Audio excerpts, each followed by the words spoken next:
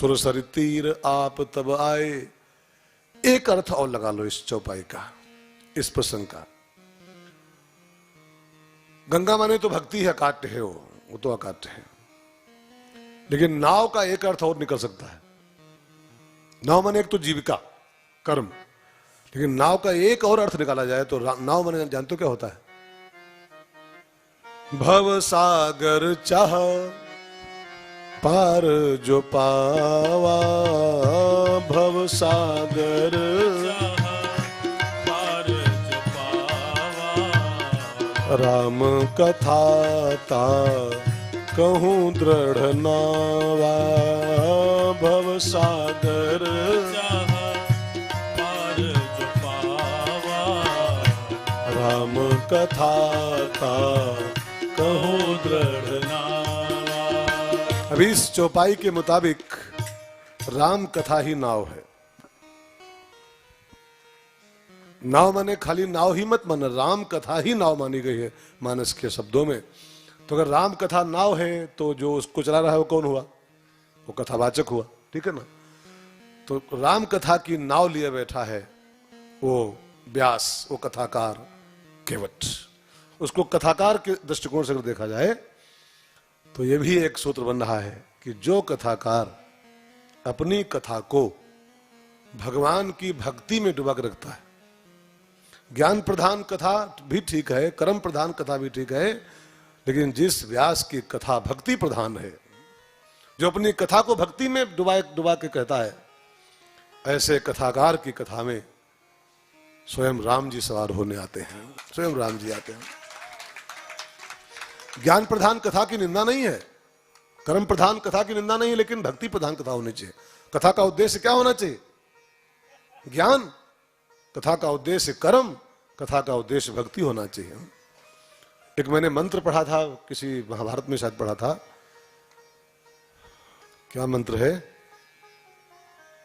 यस्मिन् शास्त्रे पुराणे च, बहुत ध्यान देकर सुनेगा इस श्लोक को।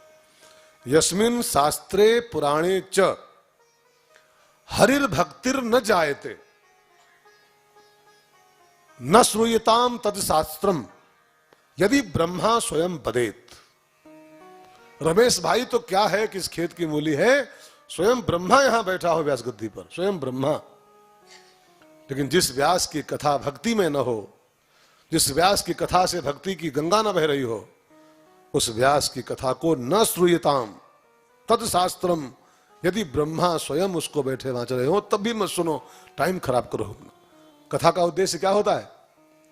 जे यही कथही स्नेह समेता, जे यही कथहि स्नेह समेता, कही है सुनी है समझता,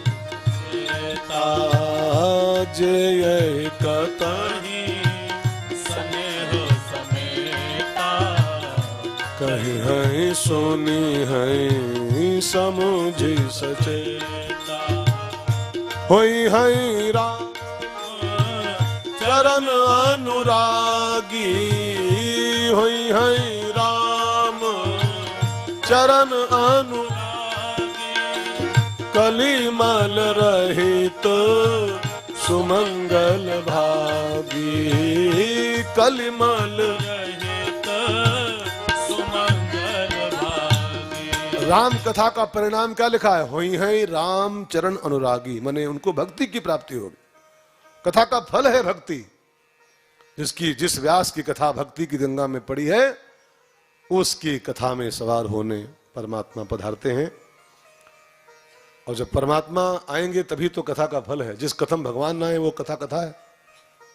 भागवत में कथा आती है, जब वो कथा हुई थी वो हरिद्वार में, चारों बाचे थे महात्मा, वो सनक सनंदन सनातन संत कुमार, तो उसमें विमान बैठ के गरुड़ पर सवार के स्वयं भगवान जी आए थे, नारायण जी आए थे। जिस कथा में भगवान ना आए वो कथा कथा है, वो व्यथा है, व्यथा है। और भगवान उसी कथा में आएंगे जिसकी कथा गंगा जी की धार में